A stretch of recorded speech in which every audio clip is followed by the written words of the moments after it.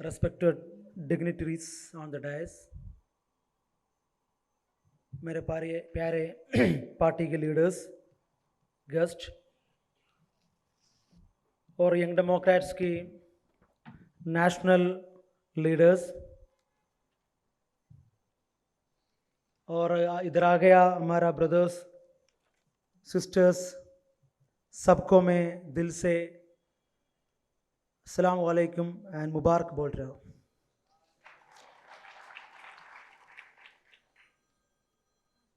Finally ಕರ್ನಾಟಕದಲ್ಲಿ ಹೆಜ್ಜೆ ಇಟ್ಟ ಆಗದೆ finally we make our foot in Karnataka.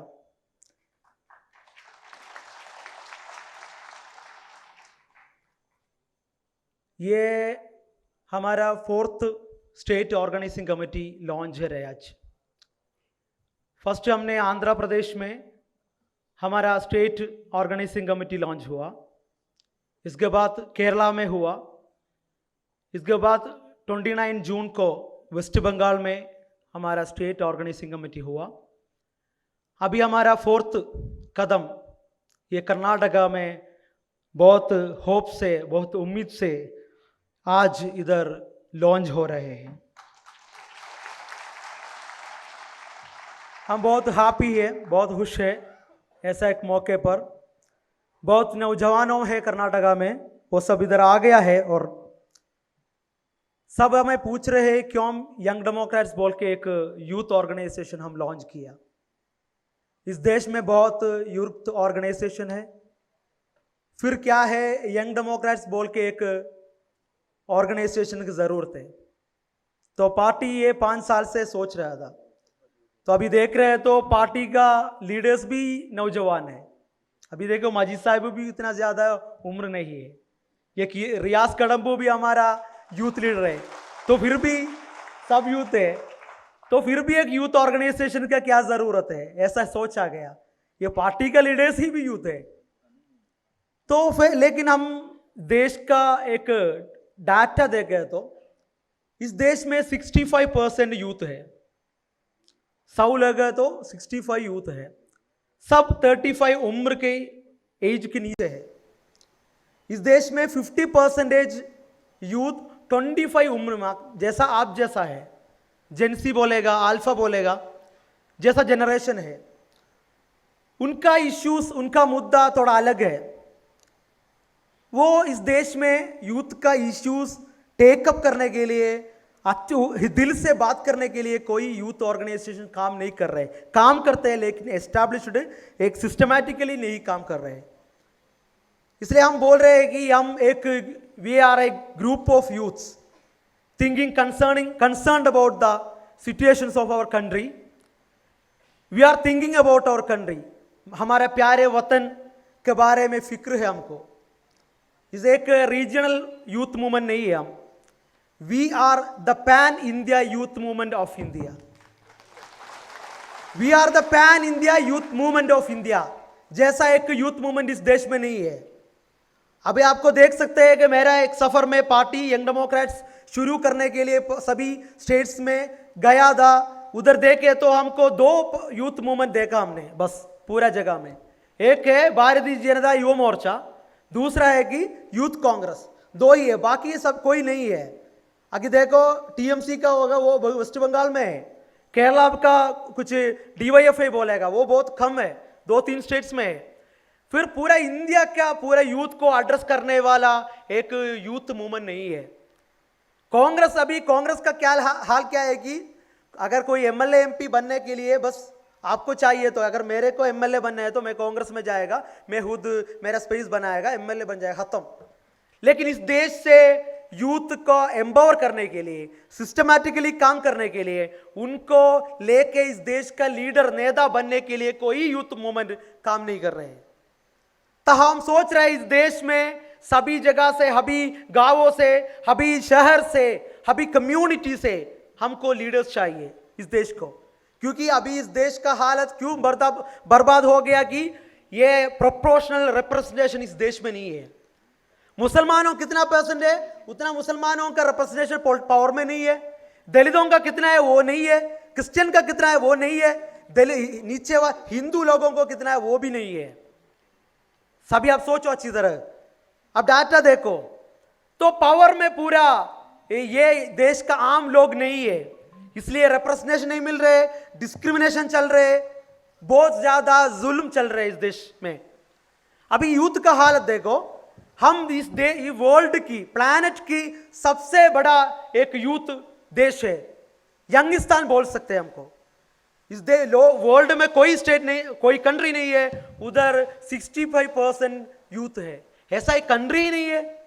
China देखो, चाइना हमारे से ज्यादा पॉपुलेशन है, लेकिन चाइना का हालत है ज्यादा लोग उम्र 50 के अबव है, लेकिन इस देश में 35 का उम्र नीचे है।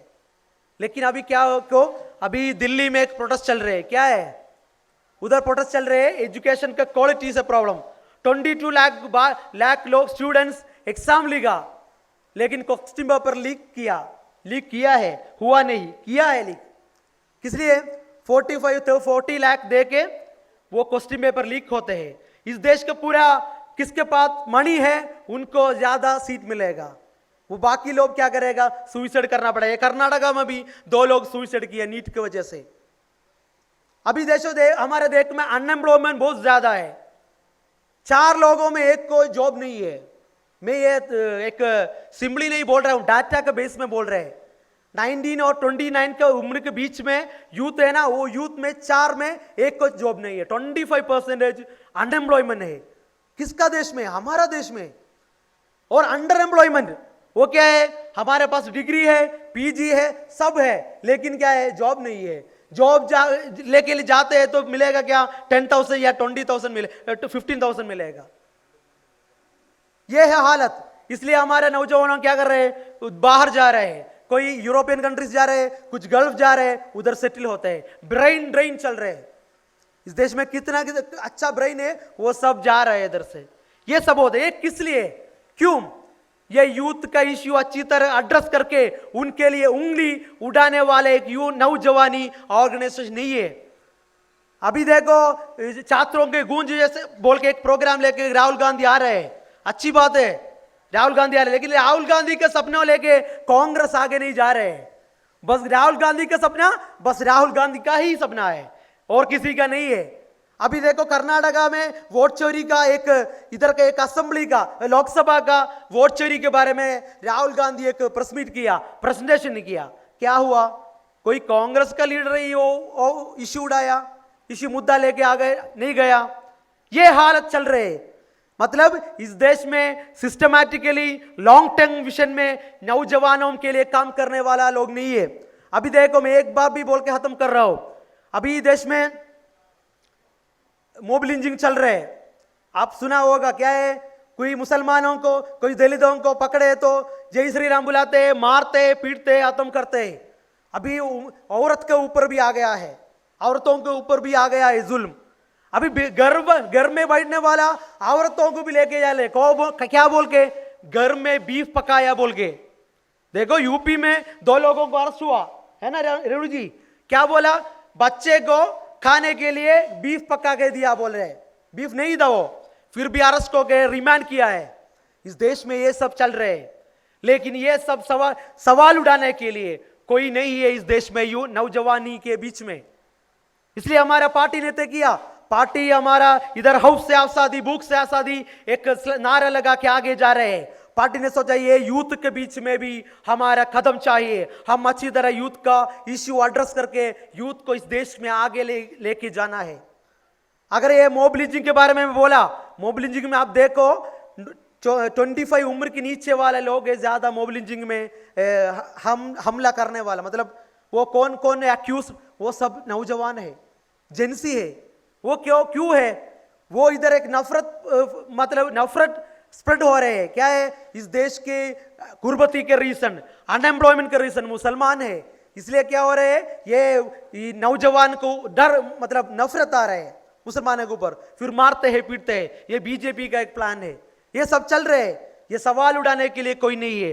तो मैं बोल रहा हूं कि यंग डेमोक्रेट्स का जिम्मेदारी क्या है कि हमारा नारा ही कि हौफ का खिलाफ, हौफ नहीं होना चाहिए, हमारा नारा ही कि हौफ से आजादी है, इसलिए इस देश में एक generation, we need a group of generation who have no fear to confront the government in injustice. वो जुल्म चाहते हैं तो वो जुल्म देखा है तो कोई डरा के पीछे जाने वाले नहीं, वो आगे आने वाला यूथ हमको चाहिए। अभी देखो इधर हमारे फ्लैग उड़ाने समय पुलिस लोग हमें अंदर छोड़ा, हमें कितना आप अंदर डालते हो हम उतना बाहर आ जाएगा।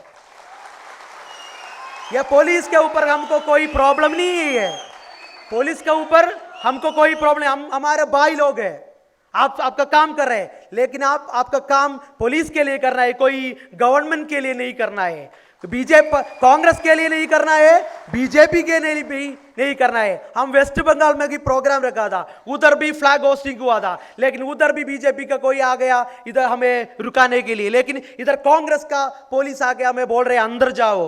हम कितना आप अंदर छोड़ रहे हम उतना बाहर आ जाएगा, आए हमारा ही रास्ता है। इसलिए मैं बोल रहा हूँ कि यंग डेमोक्रेट्स इस देश का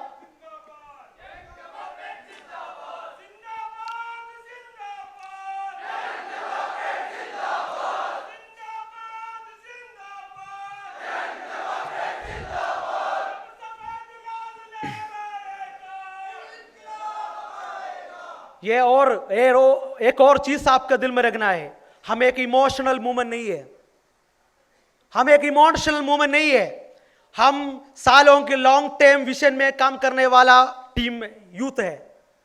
एक दिन में इस देश में कुछ भी नहीं होते हैं, या आप 10 साल 20 साल 25 साल काम करने पड़ेगा, मेहनत करने पड़ेगा इस देश जैसा ऐसे वापस मिलने के लिए। हमारा देश हम वतन के बारे में हमको सोचे, ये फिक्र है हमारे वतन के बारे में, क्या फिक्र है? इस देश हमको चाहिए जो देश में मुसलमान और हिंदू सब प्यार में मोहब्बत में जीना है।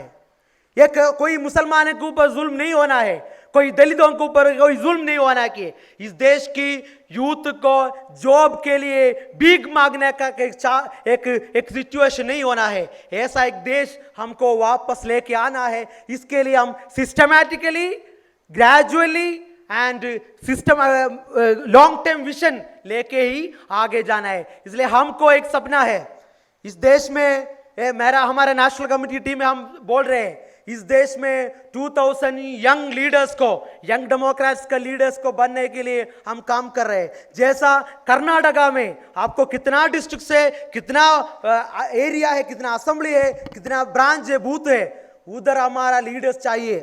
यंग डेमोक्रेट इस देश का लीडर्स को बनना है आप, ये हमारे एक मशीन है, ये लीडर्स के बनने का मशीन है।